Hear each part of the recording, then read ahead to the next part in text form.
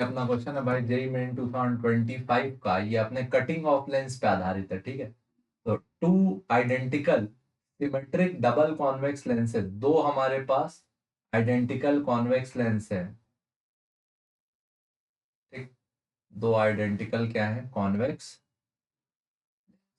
अपन मान के चल रहे हैं दोनों आइडेंटिकल, ठीक है। ऑफ फोकल लेंथ एफ, दोनों का फोकल लेंथ कितना है f, R cut into two equal parts L1 and L2 by plane A B. पहले केस में ए बी प्लेन ने यानी बीच से इसको काटा, ए बी, ठीक। तो यहाँ दो लेंस बने, L1 और L2, ऊपर वाला अलग नीचे वाला अलग। And L3 L4 by X Y plane, X Y plane कैसे पास हुआ, ऐसे पास हुआ बीच से, ये हो गया एक्स, ये हो गया वाई, एक्स वाई प्लेन ने इस लेंस को किस में काटा, दो पार्ट L3 और L4।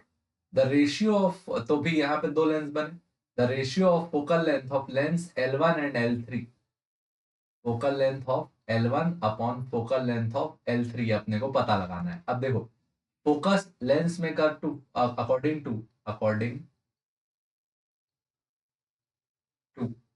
लेंस मेकर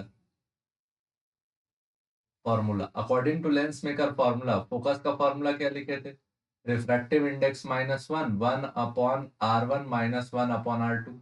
अच्छा, हम यहाँ पे ये बोल दिया है कि बाई कॉन्वेक्स और एक जैसा लेंथ है, ठीक। तो यहाँ पे देखो, जो फोकल लेंथ रहता है वो दो चीजों पे निर्भर करता है, पहला हो गया रिफ्रैक्टिव इंडेक्स और दूसरा हो गया दोनों रेडियस। अब अगर तुम लेंस को हॉरिजॉन्टली बीच से काटते हो तो ना तो रेडियस पे कोई असर पड़ता है और ना ही रिफ्रैक्टिव इंडेक्स पे कोई असर पड़ता है, ठीक है।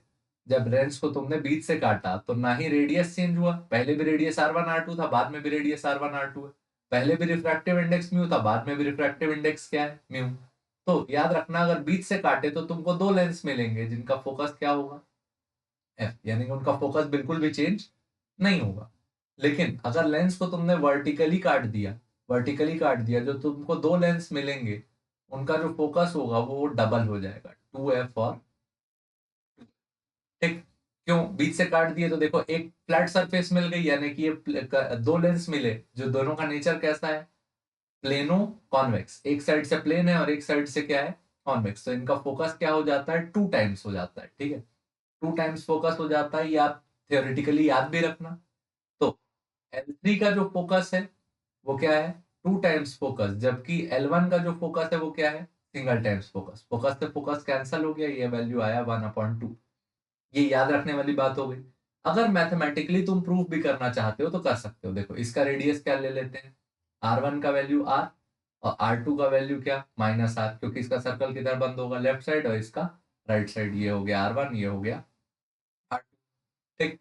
तो R और -R के अकॉर्डिंग अगर मैं पहले लेंस का फोकस निकालूं तो फोकस आएगा mu -1, 1/R -1/-R, 1/f equal to क्या आएगा, म्यू -1, 1/R प्लस 1/R, मतलब कि 1/f equal to mu -1, 2/R, ठीक। ये फोकस आता। लेकिन अगर लेंस को तुमने बीच से कट कर दिया, लेंस को तुमने बीच से क्या कर दिया, कट कर दिया, तो इसका एक साइड रेडियस हो गया R1 का वैल्यू क्या, +R, और R2 का वैल्यू क्या हो गया, इंफिनिटी। अब पुट कराओ सेकंड केस में, 1/f, ये कौन से लेंस के लिए था, f3, 1/f3 equal to mu -1, 1/R1 का वैल्यू R -1/इंफिनिटी, 1/f3 इक्वल टू क्या आया, म्यू -1, 1/R, ठीक। तो f3 का अगर वैल्यू इन्वर्ट करके निकालोगे तो क्या आएगा, R/म्यू -1, ठीक।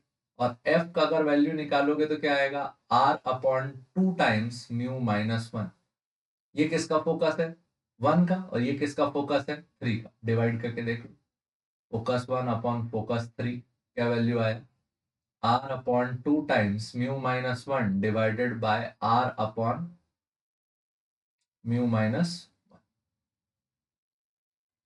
Mu minus one cancel, R से R कैंसल, तो क्या रेशियो आया, 1:2। तो सॉल्व करोगे तो भी यही आएगा, लेकिन डेटा इन जनरल मैं बोलूंगा तुम याद कर लो, क्या कि जब लेंस को बीच से कट कर दिया जाए वर्टिकली तो उसका फोकस क्या हो जाता है दोनों पार्ट्स का 2f और 2f, जबकि हॉरिजॉन्टली कट करने पे उसके फोकस पे कोई भी फर्क नहीं पड़ता।